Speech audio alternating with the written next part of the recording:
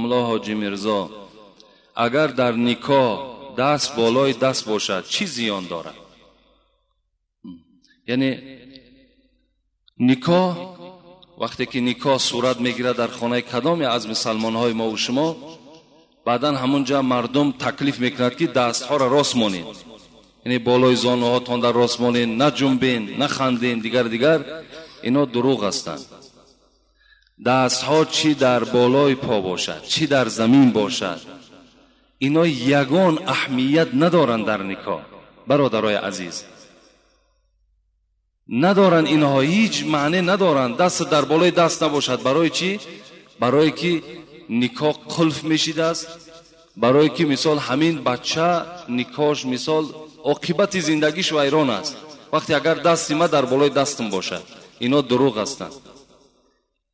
برادرای عزیز حتی در نکاح میگن که قلنفر نیارین که زندگی آدم تیز میشود، زندگیش ناخوب میشود، زندگیش دیگر. باور کنید اینا ضعیفی ایمان ما و شما را نشان میدن. اینا یک سفسطه های هستند که در همین دین ما و شما داخلشان کردگیند. باور کنید کدام بگیم یگان کثافت و بدبخت جایگیر کردگی است. ما و شما را چنان ترساندن که حتی از قلنفر میترسیم که اون که نعمت خداست، ایرا باید که انسان خورد داخل، چی در نکاح چی در توی چی در کدام معرکه نباشد. اینا دروغ هستند، اینا را باور نکنید. داروخانه شفا فرما داروهای طبیعی را به شما پیشنهاد میکند. سامیون وان برای شخصانی که خراب هستند و میخواهند وزن گیرند. ام پلوس اپیمدیوم برای با قوت شدن، خوب کردن گردش خون، برای طولانی کردن همخوابگی. ماس پیگمنتو برای کسلی های پسریاز و سفید شوی پوست. بینداکس برای ریزانیدن کرم های معده و روده. مینوکسیدیل برای برآوردن ریش و موی سر. کرم فرانک برای دراز نمودن مهلت همخوابگی. ماسلا خیلبی برای ریزانیدن سنگ‌های گرده و تبابت آن. فات زورب برای کم کردن وزن زیادتی. السلام علیکم دوستان عزیز. آیا شما برای گذشتن از سرحد دشواری میکشید؟ مهلت حجت‌هایتان به آخر رسیده است. پس من برای شما خدمت رسانی شرکت نور محمد را پیشنهاد میکنم. با ماشین‌های نو و زمانوی، با باوری و اعتماد کامل توسط رانندگان مرد و زن شما را از منزل استقامتیتان تا خط سرحد برده برای عبور مرز مساعدت می نمایند. یادآور می شویم که اگر شما از نام شبکه حاجی میرزا مراجعت نمایید برایتان تخفیف ارائه کرده می شود. رقم ها برای تماس جمع 7 926 319 59 61. آیا شما از زردی دندان خود و سیاهی دندان خود شرم دارید؟ غمگین نباشید. تبابت این دندان های خنک گرفته و این چونین سفید کردن دندان ها، این چونین راست کردن دندان های کج شده، دکتری دندان در فدراسیای روسیه شهر مسکو در رقم های روی اکران بوده در تماس باشید. سفسطه های هستند که در همین دین ما و شما داخلشان کردگیند. باور کنید کدام بگیم یگان کثافت و بدبخت جایگیر کردگی است. ما و شما را چنان ترساندن که حتی از قلنفر میترسیم که اون که نعمت خداست، ایرا باید که انسان خورد داخل، چی در نکاح چی در توی چی در کدام معرکه نباشد. اینا دروغ هستند، اینا را باور نکنید. اگر شما با اینا اعتقاد داشته باشین و همین رسم و همین بگیم جاهلیت اگر جاری کنین شما گناهکار میشوید. اینا دروغ هستند، باور نکنید. همان برادرایی که مثال نکاح میبندن و میگویند که دستات باید روی دست باشد و دیگر باشد، اونا از همه مهمترین همین که همون شو عروس پرسن نماز میخوانی یا نه. نکاحی که مثال عاقبتش اگر بخواهد که نیک باشد، زندگی که اگر خواهد که عاقبتش خوش باشد، از همون جوان دختر و جوان پسر بپرسن که تو نماز میخوانی یا نمیخوانی. این زلول است. اون دادن قلنفر و دست در بالای دست گذاشتن و دیگر این سوزن زدن، اینها همه دروغ هستند. اینا را باور نکنید. اینا فقط از همون فتواهای زنکای از زن، همون مردهای زنکلانی که همون زنهاشون همین وظیفه را در گردنشون میگذارن، انا از همونا پیدا شده است. اینا را شما اهمیت ندین. نگذارین همون زنهایی که در پیش شما آمده پشتی همون کستون و مثال همون بگیم لباس شما را سوزن میزنن، اینا معنی ندارن، شما را گناهگار میکنن. در کدام کتاب است همین؟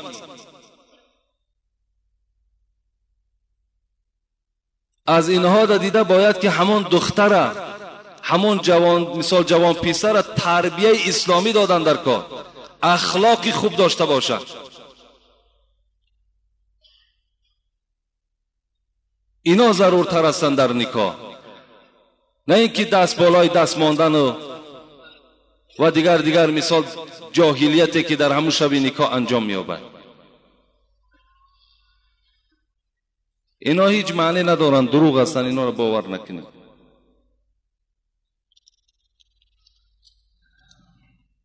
السلام علیکم. که حاجی میرزا 5 سوال کردن. همین یک سوال 2 سوال کنین، بعد به نهایت بعضی برادرها تمام زندگیش 3 ورق 4 ورق می نویسد. ننویسین، همون مختصرا همون سوال بگو، چیزی هست قوت مرسی جواب میگیم، نشد میگیم پیش دیگر کس را. آیا بشیر، نان، مزارها قسم خوردن چه خیلی است؟ شرک است. کسی که اگر به نان قسم میخورد، به شیر قسم میخورد، به مزارها قسم میخورد، اینها در گناهگار میشود، بی نهایت گناهگار میشود. باور که از ترک نماز در حتی که گناهش بزمین‌تر است. کسی که به نان قسم میخورد یا به شیر قسم میخورد یا به مزار قسم میخورد، رسول اکرم گفتند کسی که اگر به غیر خدا قسم میخورد وای شرک در خدا آورده است، وای مشرک است. اینا در باور، اینا قسم نیستند. قسم فقط والله بالله تالله، انا همین 3 قسم است. اینا در قسم خوردن شما گناهگار میشین. دوم، از جایش میخیزد یا پیر میگوید، آیا این چه خیل است؟ اینم نادرست است. پیری وای چی قدرت دارد؟ انسان باید که فقط با نام الله نشیند، با نام الله از جای خود خیزد. فقط وقتی از جاتان میخیزین پیر دارین، خدا پیرتان رحمت و مغفرت کند. پیری تو اون قدرتی را ندارد که ترا از جای خود خیزاند و در جای تو نشیند. این قدرت پیری تو ندارد. فقط باید که ما و شما الله گفته از جامان میخیزیم، الله گفته در جامان می نشینیم. همه به قدرت الله است. سوم، آیا با زن خود در حمام خانه یک جای غسل کردن درست است؟ البته سنت است. سنت است که باید در حمام مرد همراه زن خودش غسل کند. اون زن وظیفش همین است که بدن شوهر را تازه میکند، میشود، پاکیزه میکند، بعد دعای شوهر را میگیرد. این سنت است. خوش به حال همون زنهایی که پیش از آنه که مثال مرد اراده حمام دارد، با همراهی همون شوهرش حمام می رود و مثال بدن شوهرش صابون میکند، بدن شوهر مثال پاکیزه میکند، تازه میکند. خوش به حال او زن. این سنت است. چهارم، آیا زن میتواند که مرغ یا دیگر حیوان را ذبح کند؟ میتواند.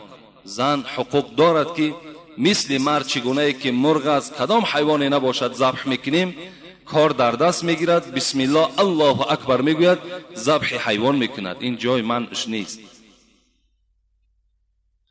پنجم، آیا زن سر مرد را تراشیدن ممکن است یا نه؟ تراشیدن البته درست است. یک جوان گفت که ما در کدام قشلاق زندگی میکرده است، گفت وقتی همون زن من گفت وقتی سر ما تراشید، ملا گفت که الکی زن به تو چی شد؟ طلاق شد.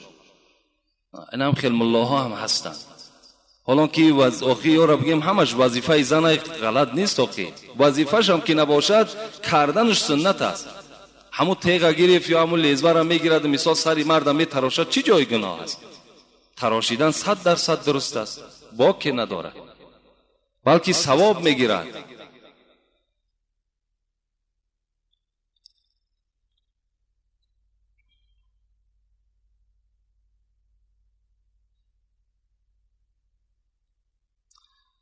یکم سوال. السلام علیکم. آیا ابورت جایز است؟ ابورت جایز است.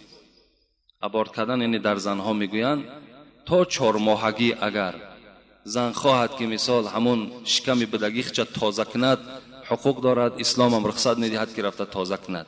لیکن 4 ماهگی شد الکی جان در بدن این کودک در آورده می شود از روی آیت ها و احادیث های پیغمبر. این صورت در وقتی که وای ابورت میکند الکی همچه قاتل نفس به حساب می رود، یعنی همچه آدم کش به حساب می رود. برای تا 4 ماهگی اگر مثال خواهد همون زن یگان سبب های داشته باشد می تواند که ابورت کند، اینجا گناهگار نمی شود. دوم، یک داملا مهمانی آمده بود، گفت که با میکروفون گپ زدن حرام است. همون مهمانی چه کند؟ ما به مهمان هم خودمان میدونیم شکر خدا که با میکروفون درست است یا نادرست است. فتوای مهمان ما در کار هم نیست. شکر خدا هم کتابی جمع کردیم داریم که دیگر نه با مهمان در کار مانه، نه مولوی و نه اولیا. شکر خدا همش حل است. الحال یگان کمبودی الحمدلله در بین داملاهای ما و شما نیست، همه مسئله جوابش مییابد. برای همین هر مهمان که آمد همون مهمانیش کند، دیگر میکروفون حرامه، دیگرش حرام است، این حرام حلالش هم خودشون حل میکنه. اگر میکروفون حرام باشد همون خانه همون ملا رفته بینه که همین گازی که میسوزیم که همین گاز هم حرام است. خب برای دوره پیغمبر در گاز نبود. این چراغایی که خانه در شب در میتیم اینا حرام هستن. خب دوره پیغمبر در چراغ نبود. این جلک ها دوره پیغمبر در نبود، پوشیدنش حرام است. خب اون ماشین هایی که میشینن راحت کده رفته آمده استن اینا هم حرام هستن. برای نمو ملایی که انمیره میگد حرام است، برای ما حلال است. چی جای حرامی دارد وقتی که صدای مرا اطرافی ها همه میشنوند؟ چی جای حرامی دارد؟ اینا همون ملاهای هستن که بیچاره تا حال چشم شورانک شدن. آن چیزی که در همون پیش دیدن کتاب قدیمینه همون را قپیده ایستادگیان، دیگر این پیشرفتی دنیا و زمانه به اینا هیچ دخالت نداره. همون ملا کار شکند برود، دیگر مهمانی شکند. سلام علیکم داملای عزیز. زنی اکه را گرفتن درست است در اسلام یا دادر؟ زنی اکه را بعد وفات اکه یا دادر درست است؟ اگر مثال وقتی که برادرت از دنیا میگذرد یا دادرت از دنیا میگذرد، یعنی الکی زنی او برای تو بیگانه می شود، اسلام رخصت میدهد که چی زنی اکه باشد چی زنی دادر باشد در نکاح خود دراری. اینم به خاطر همون فرزندهایی که باقی مانده است. اگر فرزندم که نداشته باشد رخصت است که همون زن از اوی که در بدر می شود دستی به زنا می زند و مثال شأن شرف همو اولاد می ریزاند. اگر همو برادر یا اکهی که وای در نکاح می دارد این جایز است. این سخن خدا و پیغمبر است، درست است، یگان باکی ندارد.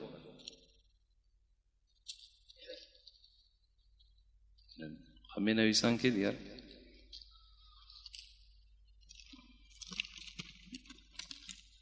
السلام علیکم و رحمت الله و برکاته. اینجا خیلی تعریفات کردن، تعریفات چه نمیخوانیم. من از شما یک خواهش احترام دارم که من در قشلاق کارز بالا ملا سلطانی میگویند در آنجا استقامت میکنم. من آدم‌های را میبینم که کارهای ناشایسته را میکنند و گپ‌های هرخیله میگویند. من باشم به آنها گفتم و میگویم که شما یک بار عقلا امر معروف را گوش کنید یا اینکه شنوید، بعد میفهمید که در دنیا چی گپ و خبر است. وایها باشند مرا سرزنش میکنند و ملاها را تحقیر کرده دشنام میدهند و میگویند که دنیا از دست ملاها جزیر شده است.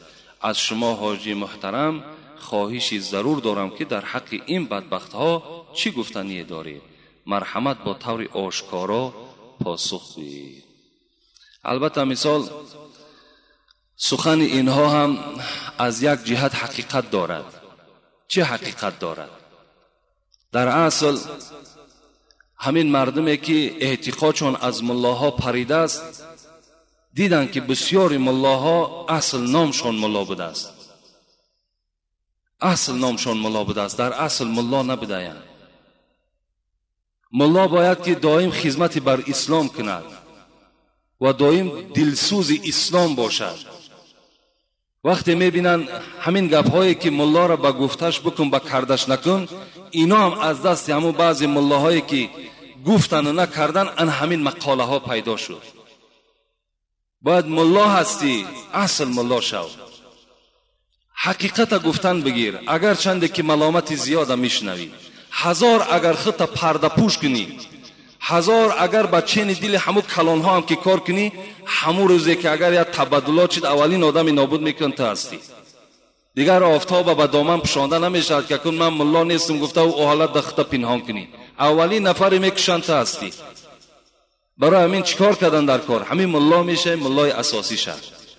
ملا نمیشه این مثال با سله و با کله و با جیلک و با منافقی مثال راه یافتن در بین مردم بسیار بسیار گناه کلان است.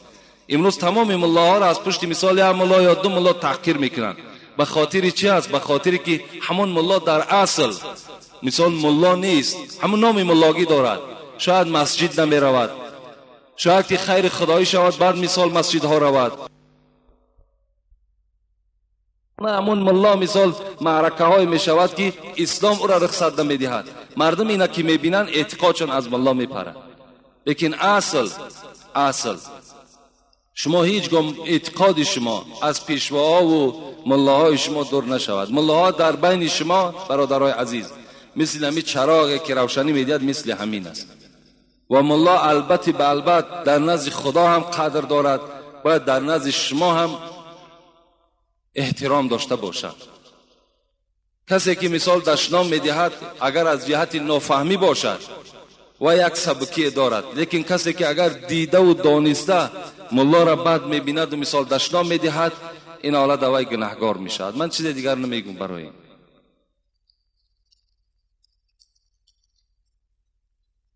السلام علیکم و رحمت الله و برکاته. اکای حاجی میرزا، پیش از همه به شما عمر دراز و وطن صحت و دل بیغم خواهان هستم. من خیلی فخر میکنم که در شهر کولاب باستانی زندگی میکنیم و این خیل حاجی را صاحب هستیم. من از شما یک خواهش دارم که به سوال من پاسخ گردانید. در کتاب قرآن گفته شده است که بعد نماز بامداد، یعنی بعد از فرض نماز بامداد، یگان نماز نیست. اگر بعد نماز بامداد نماز نفل یا یگان نماز دیگر خوانی، این درست است یا نه؟ خواهش دارم این سوال را پاسخ گردانید. با احترام، من یک مخلص امر معروف شما هستم. یعنی من اول همون آیت همه نویساندین که در کدام جای قرآن گفته است که بعد نماز بامداد دیگر هیچ نماز نیست. خوبش این میشد، لیکن بعد نماز فرض بامداد خواندن نمازهای نافله جایز نیست. یعنی نمازهای سنت، نمازهای نافله را خواندنش در مذهب ابو حنیفه جایز نیست خواندن تا آفتاب برآمدن. آفتاب که برآمد بعد نمازهای نافله را، یعنی نمازهای زیادتی را خواندنش از روی مذهب ابو حنیفه چی می شود؟ جایز می شود. یعنی بعد نماز فرض تا برآمدن آفتاب، اگر مثال شما اگر نماز قضایی خوانین با که نداره، نمازهای قضایی را خواندنش درست است با که نداره، یا نماز جنازه باشد با که نداره، یا سجده تلاوت برای 14 جای قرآن که سجده تلاوت دارد اگر ادا کنه با که ندارد. فقط نماز نافله را، یعنی نمازهای زیادتی که در مثال شکر وضو میخونین، تحیه مسجد میخونین و دیگر مثال در حق پدر و مادر، اینها را بعد فرض دیگر اجازت نمیتن. یعنی همین بعد صبح که دمید فقط سنت و فرض هم بامداد خوانده میشود، خلاص. نمازهای نافله فقط تا دم صبح است. صبح که دمید اینها را دیگر خواندنشان از روی مذهب ابو حنیفه جایز نمیشود. السلام علیکم داملای عزیز. من شنیدم که نماز قضا شود فرض میخوانی، سنت نمیخوانی. درست است؟ البته نماز که قضا شد فقط همون فرضاش میخوانین و دیگر سنت نمیخوانین. یعنی فرضها قطعی نماز ویتر خوانده میشود و خلاص، دیگرهاش خوانده نمیشود. السلام علیکم بابای داملا، خواهش میکنم با این سوال من جواب درستتر جواب دهید. اگر پدر پسر را بگوید که به بازار رو، پسر بگوید که وقتی نماز شده است من به نماز میروم، آیا این ناگپگیری میشود؟ البته مثال پدر و مادر پیش از آنه که مثال فرزند پای کار میگیرن، اگر فرزند گوید که مثال پدر وقتی نماز شد من باید که رفته اول نماز خوانم بعد از پای مثال سخن شما شوم، падар гӯяд майлаш бачаам ҳамроҳи бачаи худ бояд ки ба масҷид омада намоз хонад, ин афзалтару беҳтартар аст. лекин агар зарур бошад, падар бемор аст ё дигар мисол вақте фарзанд намоз хонад, баъдан мисол шояд ки ягон фалокату ягон беморӣ падар зиёд шавад ё ягон ташвише бошад, ин суратда фарзанд сухани падар мисол қабул мекунад, ба масҷид намеояду рафта аз пай мисол ҳамон бозори падарш мешавад. лекин агар ҳеҷ мисол коре набошад, ҳеҷ мисол ташвише набошад, беморие набошад, боз ба зами ин падар гӯяд ки бигзор ҳамон масҷида аз пай мисол сухани ман шав, инҷам аз пай сухани падар мешавад, лекин гунаҳкор падар аст. دوم الله اکبر چند معنا دارد؟ همون الله اکبر از همه معنای مثال ساده و عیانش همین است که خدا بزرگ است. الله اکبر این بزرگی را میدهد، خدا بزرگ است. از همه ساده و عادیش همین است. السلام علیکم داملای عزیز، بجای برابرم از نام یک مخلص شما. داملای عزیز و بجام برابرم از نام یک مخلص شما. یکم بعد سنت پیشین تا انتظار جماعت فرض نفل گذاریدن ممکن است یا نه؟ اگر گذاشت چی می شود؟ یعنی بهترش که نگذارد. مثلا سنت پیشین که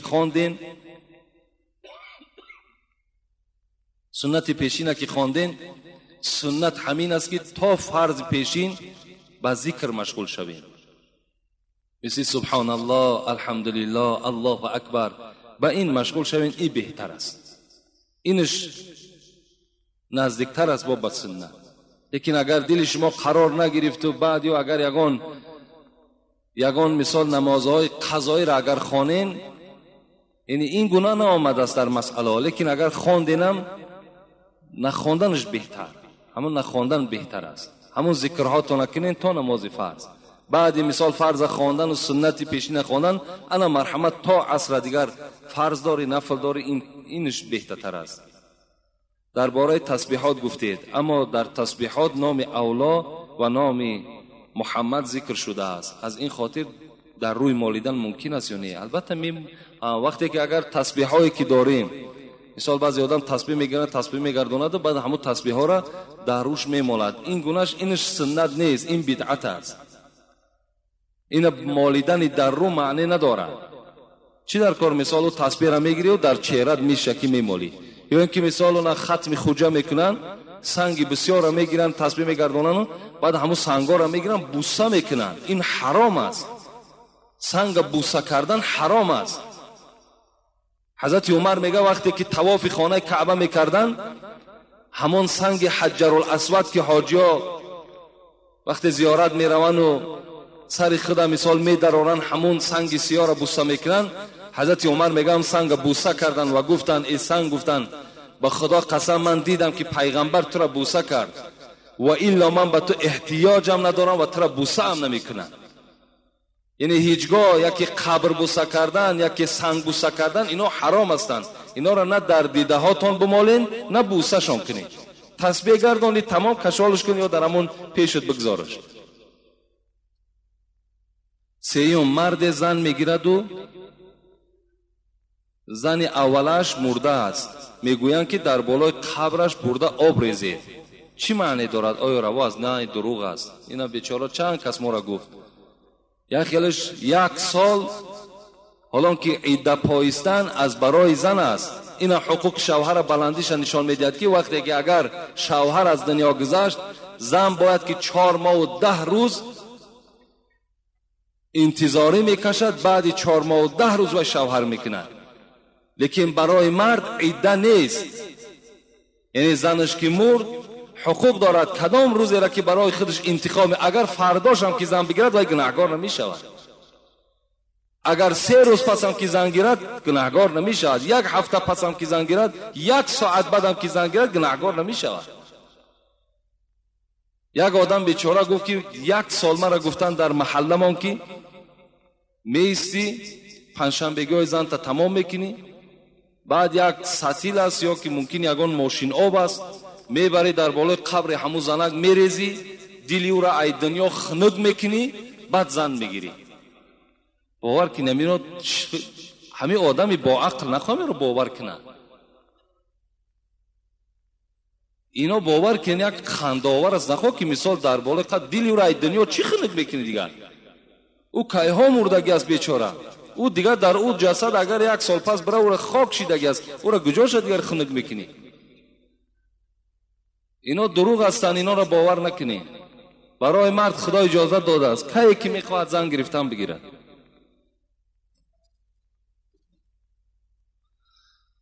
السلام علیکم و رحمت الله و برکاته.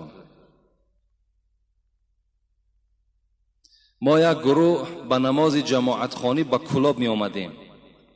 مرد قرآن خانه به ما چنین گفت که سگ ما و جای دیگر می جکیم. چی می شود بابای داملو؟ مرا با تمسخر کردن شما در حق همین خیل آدم چی می گویید؟ با سلام یک گروه مخلصان شما. یک قرآن خان بیچاره بسیاری قرآن خانی هستند که رسول اکرم میگوید بسیاری قرآن خانی هستند که همون قرآن به اونها لعنت میگوید. اگه قرآن خانی دلیلی او را ندارد که ترا از نماز جماعت آمدن من میکنه. برادرها از دوشنبه می آیند، از حصار می آیند، با امید ثواب می آیند که چند قدر راه زیاد طی کنیم و امر معروف گوش کنیم تا که در نامه اعمال ما خداوند ثواب بنویسد. خدا رحمت کند محمد صاحب ایرانی را میگوید در سخن گفتن خطای جاهلان پیدا شود، تیر کج چون از کمان بیرون رود رسوا شود.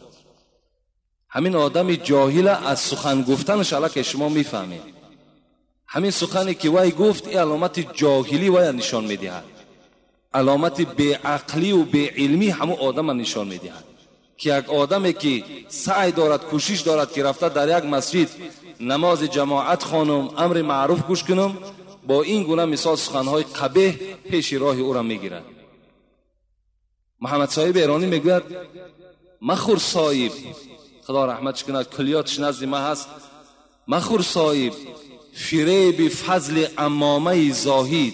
امامه زاهد گفته سله را میگن، میگد که از همه سله‌دارا فریب سله‌دار نخور. میگد مخور صاحب فریب فضل، فضل گفته سله کلان میگن. مخور صاحب فریب فضل امامه زاهد که در گنبد بی مغزی صدا بسیار میپیچد. همین گنبد زبین میگه یک گنبد کلان که درش خالیه، ها بگو ده بار ها ها ها میگن. همون کله همون آدمایی که این گونه سخنها را میگن و سله ها در تاری سرش هم مثل گنبد همون خالی است، هیچی ندارن اونا. بسم الله الرحمن الرحیم. السلام علیک و رحمت الله و برکاته. اکای حاجی اول بخشید از شما در رضا بودن پدر و مادر یک چند سخنهای مبارک میگفتی. این سوال اولی من است. دوم، معلمانی که از خوانندگان یا اونیورسیته یا کالج از اگزمین یا زچات پول میگیرن، آیا برای مسلمان این حرام است یا نه؟ التماس اکای حاجی به سوال ما جواب پره میگفتید، دل ما قرار میگرفت. البته درباره پدر مادر ما کسیته ها داریم. برادر عزیز مراجعت کن، از همون کسیته ها به نهایت بهره زیاد میگیری. دو کسیته خاصه درباره احترام پدر مادر است. اگر مثال چیزی که خواهی از داخل اونها تو البته یافت میکنی. و سوالی که معلم ها چه از اونیورسیته باشد، چه از اینستیتوت باشد، چه از مکتب های میانه باشد، چه از کالج ها باشند، برای زکات و برای مثال بها گرفتن وقتی پول میگیرن، باور کن خیانتی در جمعیت کردگی هستند. به حد خیانتی کلان میکنن. برای دهنده در زمان ما گناه نیست، اگر چنده که رسول اکرم میگوید الراشی و المرتشی فی النار، کسی پاره میدهد و کسی پاره میگیرد، هر دو در آتش دوزخ هستند. امروز جزای پاره را دیدیم. با مثال با پاره بیچاره میخواند میآید. امروز باوری داریم که فرزند من مدینیستوت خوانده است، دکتر شده است. همه او مثال زکات ها و همه او بها با پول است. او از کجا مثال تجربه دکتری دارد؟ او از کجا مثال فرزند ما اترا نجات داده میتواند؟ برای چی نمیتواند؟ برای که وای معلمش خیانتکار بود، وای معلمش آموخته کرد که همین پول بده نخوان دیگر، خواندن تو حاجت هم نیست. آیا همین خیانت نیست؟ از این ده خیانتی کلان دیگر وجود ندارد. هر یک فرزند، مثال هر یک پدر و مادر باوری دارد که فرزندش در فلان مدرسه یا مکتب میخواند، وقتی که وای با پول میخواند این معلوم است که عاقبت وای چی هست.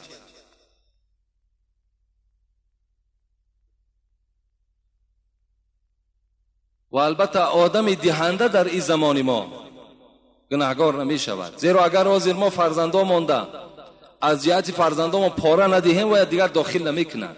فرزند ما دیگر در او یونیورسیته یا که در مثال همون مدینیسود خوانده نمیتوانند تا اگر پاره ندهیم. امروز پاره ما میدهیم، لیکن همون گیرنده ها گناهکار هستند، دهنده ها گناهکار نیستند.